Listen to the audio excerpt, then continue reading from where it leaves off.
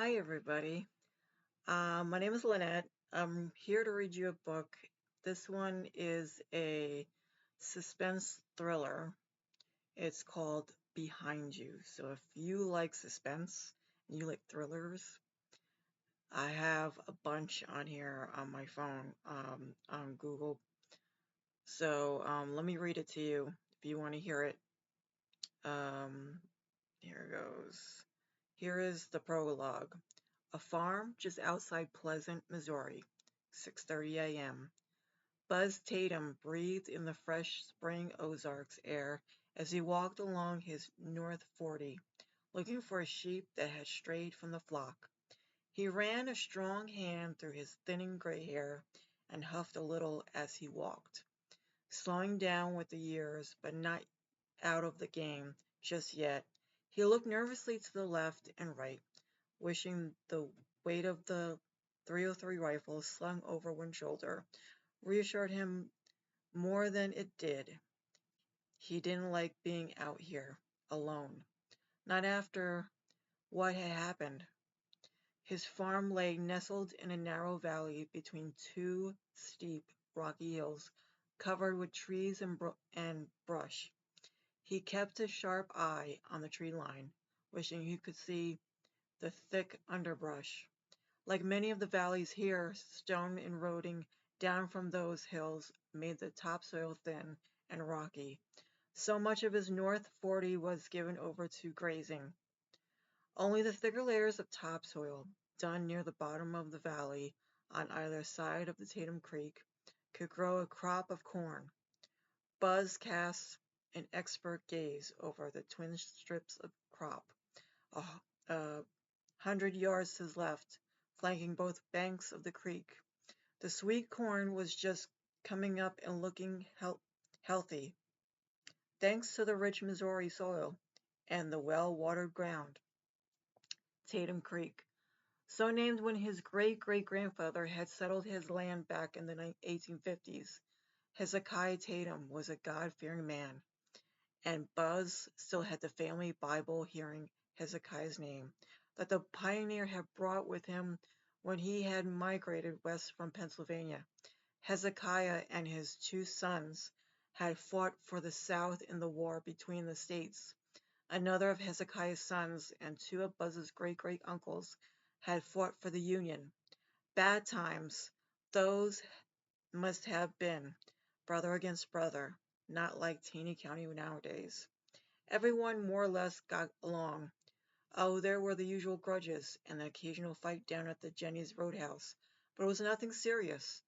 The closest town, Pleasant, had some kids who got into drugs and devil music, and the occasional robbery, but nothing more. Neighbors got along with neighbors these days, except for Buzz and his neighbor Colby Sanders.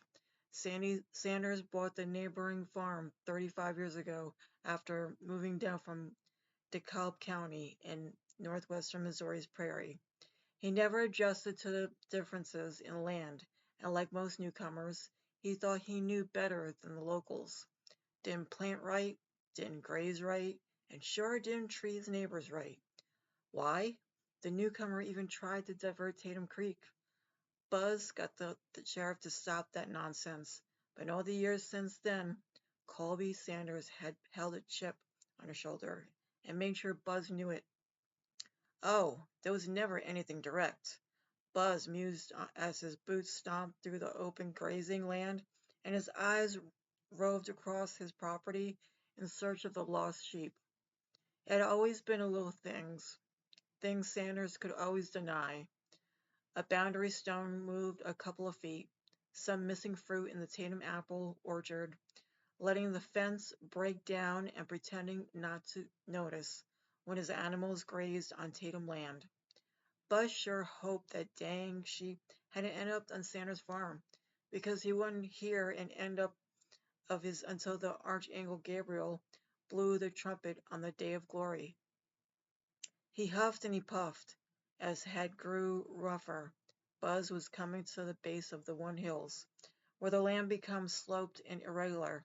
His boots dislodged the occasional stone from the topsoil. Sure, couldn't grow on this sort of land. although Sanders had tried, thought every bit of God's great earth was the same as the fertile pancake they called DeKalb County. Buzz Tatum smiled, the peace of the landscape making him forget his neighbor and that other thing. A woman had been found dead just the day before yesterday, murdered and left out in the farmer's field. The police weren't giving any details, but one thing was clear: they hadn't caught the murderer. Something like that made him uneasy because it was so unlikely day-to-day life in Taney County. But it wouldn't budge him. He was where he belonged. He wouldn't give up his farm in the Ozarks for all of DeKalb County or any 3 counties up north. He loved these hills, loved the little valleys, loved the nature, and loved the history, just like his great-great-grandfather Hezekiah. He knew a good thing when he saw it, and he never budged. He came over a low ridge, one of many reaching out from the slope of the hill like rocky fingers, and stopped short. About 100 yards ahead, in a little swale that had descent topsoil, was his third patch of corn, barely 3 acres, but still worth the growing. A scarecrow stood just in the middle of it, but someone had changed the clothes. Had Sanders done the nonsense? The fence divided their property ran just 50 yards beyond the scarecrow, so if he had, he was being more brazen than usual. Buzz Tatum put his fists on his hips and glowered on his distant scarecrow, but only had the dang fool messed with something that wasn't his. But it was the strangest scarecrow he'd ever seen. He dressed it in a white ankle-length gown, like a kind some of the ladies of the evangelical church wore. There was a bonnet, 2 white gloves and socks. Even stranger, the clothes looked pretty new, but who knew clothes as a scarecrow, especially lighter women's clothes, that would fall apart from a few weeks out in the wind and rain? You dress scarecrow in your worn-out old jeans and flannel shirt. Buzz saw that jeans and shirt, torn to pieces and scattered around the newly dressed scarecrow. Buzz scratched his head and started walking toward it, muttering cuss words to himself. He'd never seen in front of his wife. He hadn't gotten more than 10 steps when he stopped short again. A turkey vulture had swooped in from the uplands and landed on the scarecrow's shoulder. The bird started pecking at a space between the bonnet Buzz couldn't see. Buzz frowned and began to walk a bit faster. "No," he whispered. "It couldn't be. There are just rumors." Idle talk. Another vulture joined the burst, landing on the other shoulder. It pecked away beneath the bonnet too. After walking another 20 years or so, Buzz began to detect a smell: rotting fish. Every farmer knew the smell. An animal would stray, die, not be found for a while. Except the smell was different, richer, sharper, for more pleasant. Oh, for more unpleasant. If that man was hung up a dead pig as a joke, I swear I'll. Well, just then, one of the turkey vultures knocked the bonnet off. The scarecrow and a full head of blonde hair fell out of it to hang, framing a face. A human face. Buzz Tatum hurried toward the terrible image, knees shaking and heart hammering. It couldn't be. It just couldn't be. It must be some sort of mannequin he hung up to scare me. The smell and the vultures picking at the skin told him different. No, not again. "Get away from there," he bellowed. "Get away." The turkey vultures looked up at him. They went back to picking at the flesh. They chose the cheeks because they were the softest. The eyes were already gone. "Get away!" Buzz picked up the back and threw it, deliberately missing so as not to put the dead body through more disrespect than it had already endured. The rock swooshed close to both vultures, spread their wings, and flapped leisurely away, each with a gobbet of human flesh clamped in their beak. Buzz closed the final distance and stood staring at the body, almost faint with horror. He forced himself to look at the face, forced himself to check if this was someone he knew. It wasn't. Buzz Tatum knew everyone within 10 miles, and everyone in town, at least by sight, and this was not a local. Someone, some sick, twisted mind, had killed the poor young woman and brought her here, to this field, to set her up as a scarecrow. Buzz slowly looked around, eyes checking out the tree like not far off. The underbush in the Ozarks is thick, and you can barely see 10 feet into it. He could hear, though, and he heard something moving in there. The snap of a twig, the rustle of leaves, then silence. A silence that was more terrible than the sound. Buzz turned and ran, so terrified that he forgot to even unsling his rifle. This is chapter 1. Uh, that was the prologue. FBI headquarters, Quantico, Virginia, 8:45 a.m. the next morning. Special Agent Haley Rock of the FBI's Behavioral Analyst Unit walked in the office she shared with her partner, Graham Vance, to find him already there. Graham was 3 years older than Haley's 35, but still in top shape thanks to daily workouts in the basement gym. At 6 feet with a lean body and attractive features, he turned a lot of heads, but a recent divorce and sharing the responsibility for 2 young kids kept him from dating. Haley had been told she was good looking too, but she avoided dating because, well, just because. Graham rose as soon as she came in. Hey Haley, we crack a case co- and you can come early? Haley reached over and gave him a high five. You got here earlier than me. A shadow flickered over Graham's face. True enough, Jennifer's got the kids this week. Jennifer was his ex-wife. When Haley first met her 3 years before, they had seemed like a happy couple doting on their 2 small children. But for reasons Haley didn't understand, Jennifer went cold on him. Now her partner threw himself into his work whenever it wasn't his week to take care of the kids. The change in his demeanor and attitude from week to week was like night and day. The boss wants to see us right away, Graham told her. Really? It's still the hour of him to commune with us morning coffee?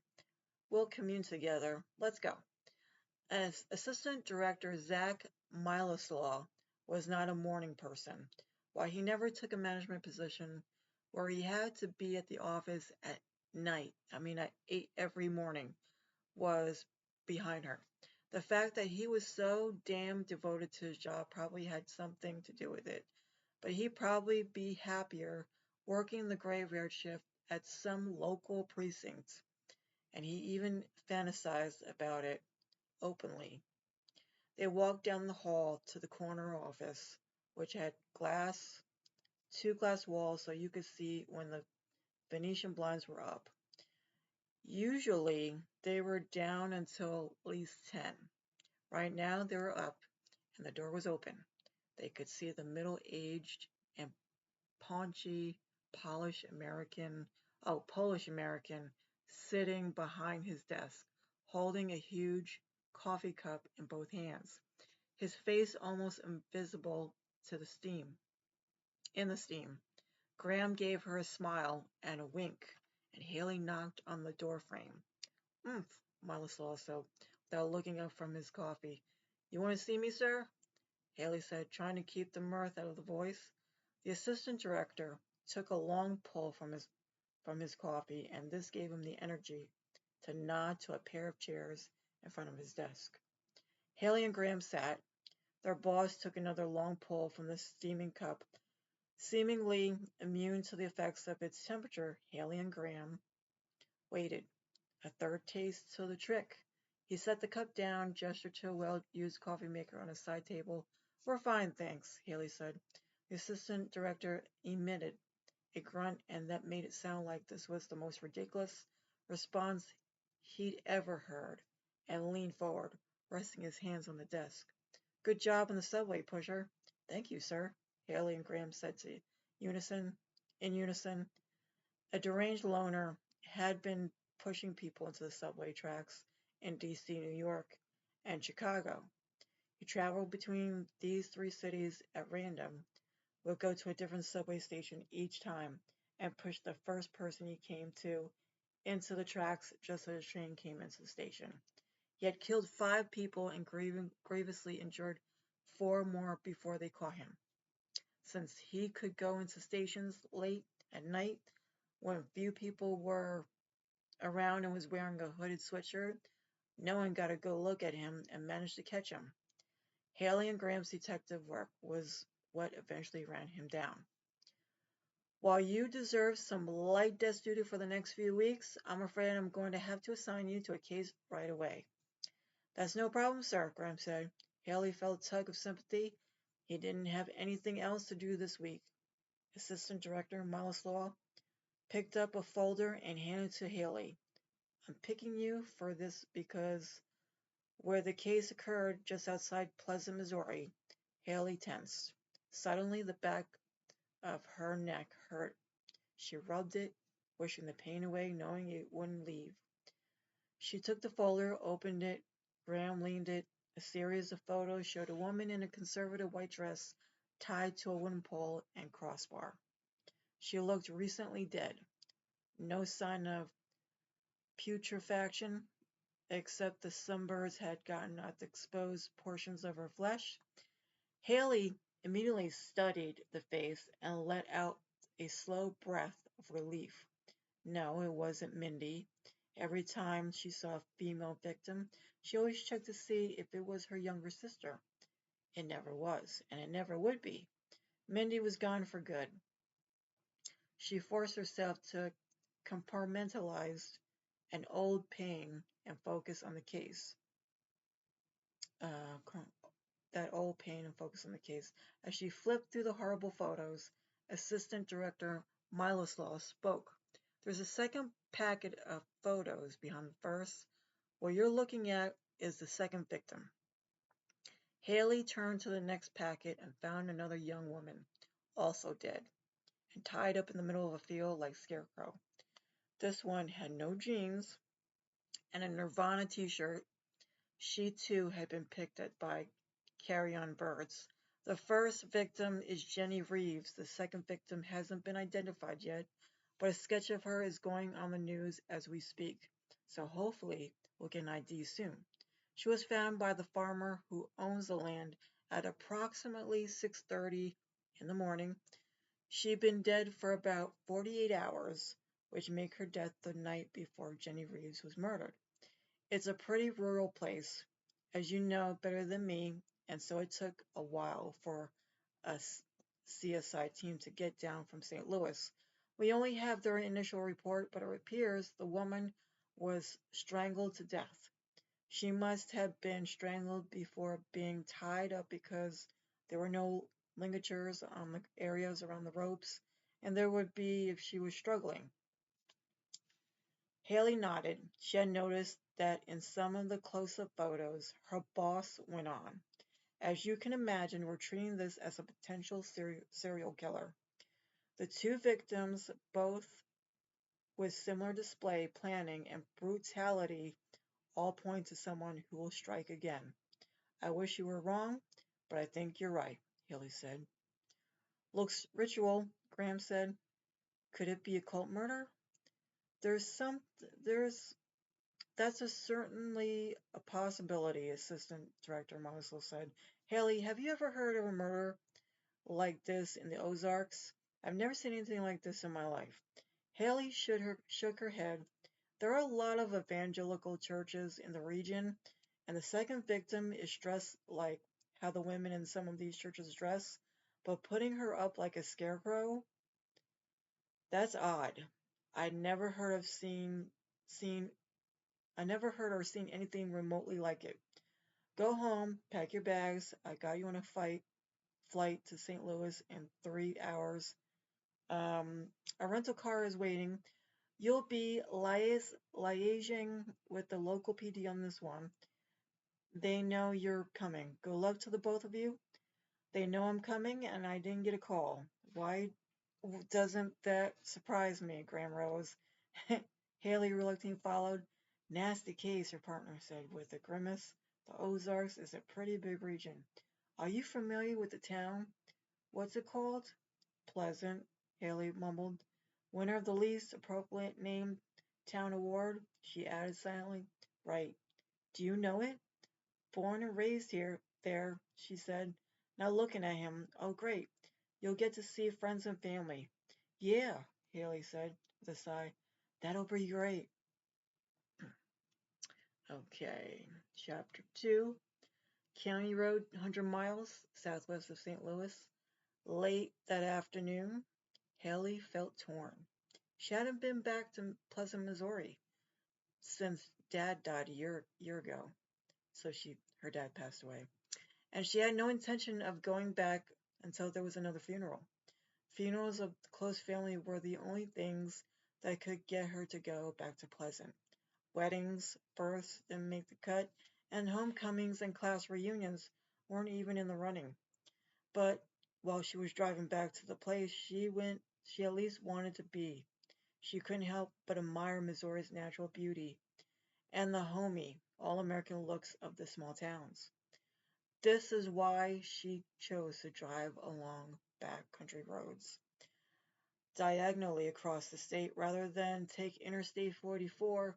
The interstate was quicker, but all you saw were billiards, strip malls, and traffic. You might as well be driving in a tunnel, and if Graham was going to see Missouri on her watch, he was going to see the real Missouri. And the East Coast city boy was lapping it up. They drove along a two-lane county, down through thick woods, and every now and then broke up into open fields where the early spring crops were just beginning to come up, or where cows graze in small herds. Both Haley and Graham lived in downtown D.C., and while that city had a lot to offer in the way of culture and nightlife, nature fell far, far away. Not here. Everything was green and lush and alive, and they kept their windows open to breathe in the fresh, humid air. Towns were plentiful and small. Each had a water tower bearing the town name and the logo of the local high school football team. Many had only one street, flanked by old brick facades dating back to the 19th century, sometimes even before the Civil War. On the outskirts of the towns, Haley and Graham sometimes passed stately old wooden homes of 3 stories with columned porches. Some were still lived in, others abandoned.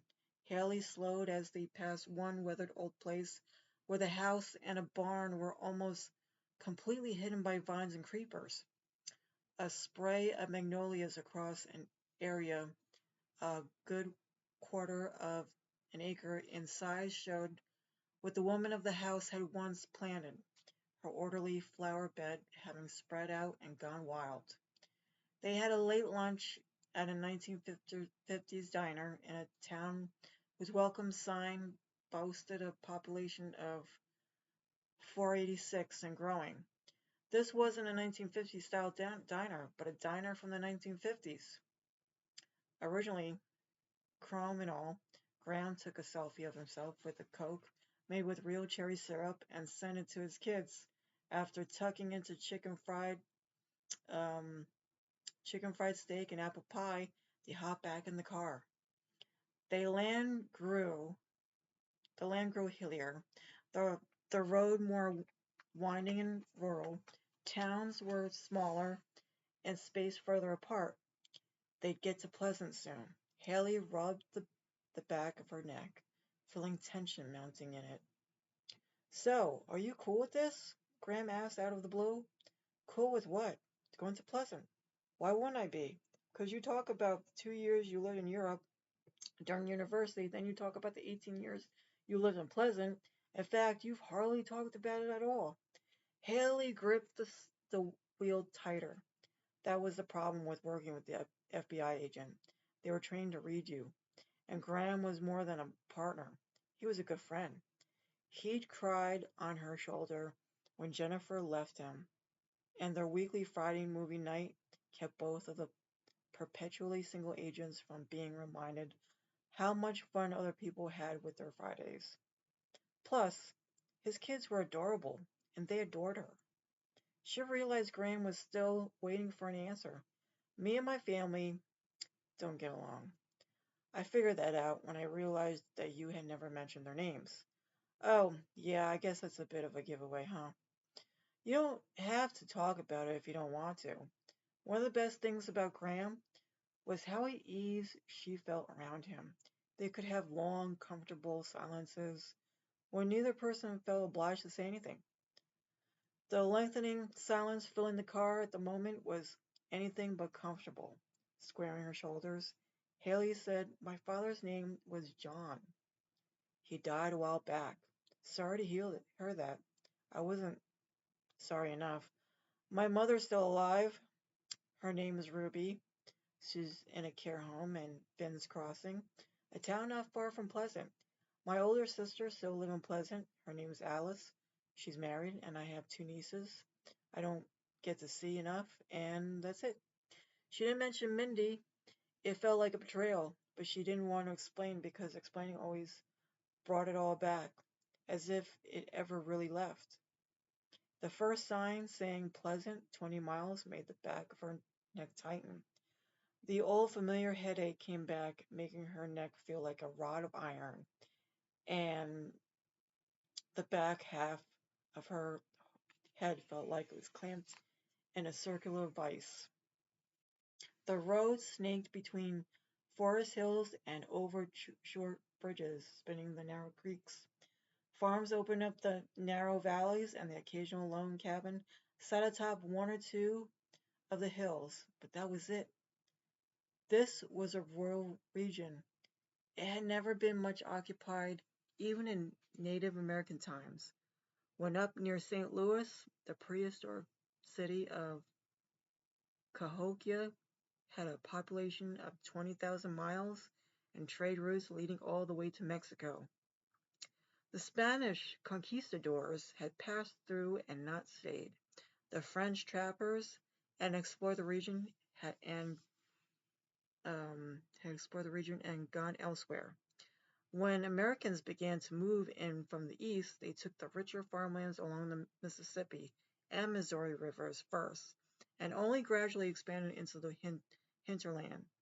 The poorest English and Scottish settlers, coming last, took what the left look. I'm sorry, took what was left, the Ozarks, and yet the people had dug and created a rugged lifestyle full of tradition. It was a fractious, quarreling community that could only come together in times of emergency.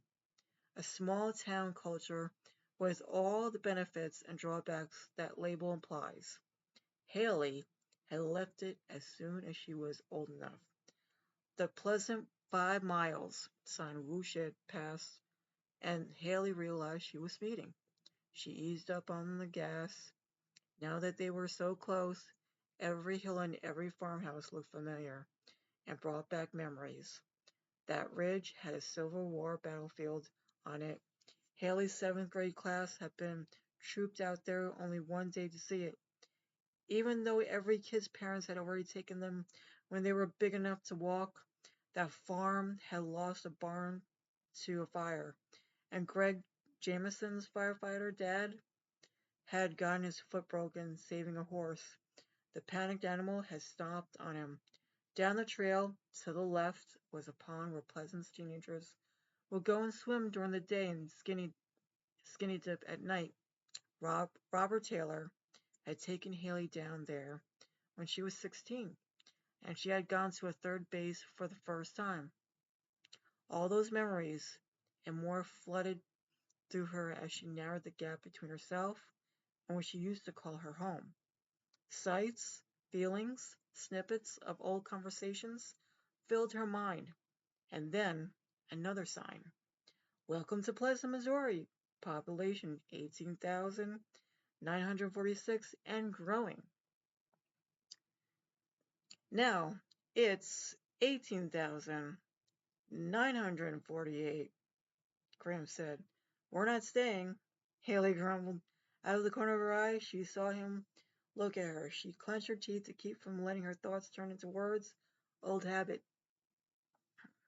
And then they were driving down Main Street, passing Schweppes drugstore, Jenny's Knits, Bryson's Beer Barn, and Ozark Steak and Pie.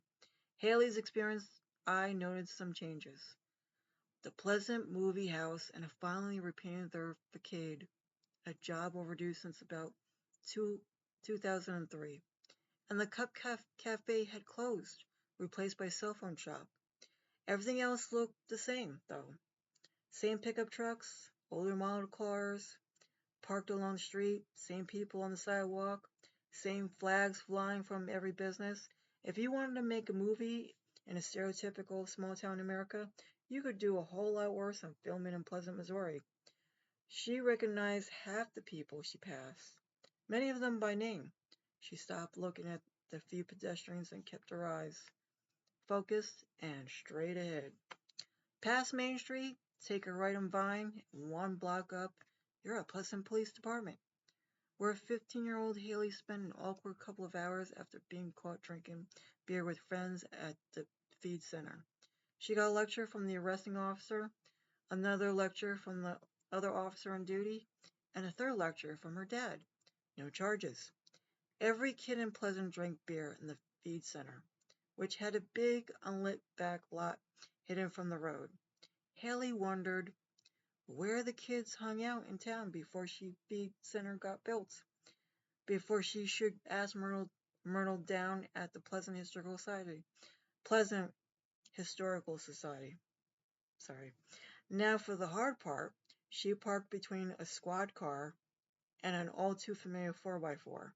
They got out to fresh spring day, humid and already hinting at the oppressive heat of southern Missouri summer.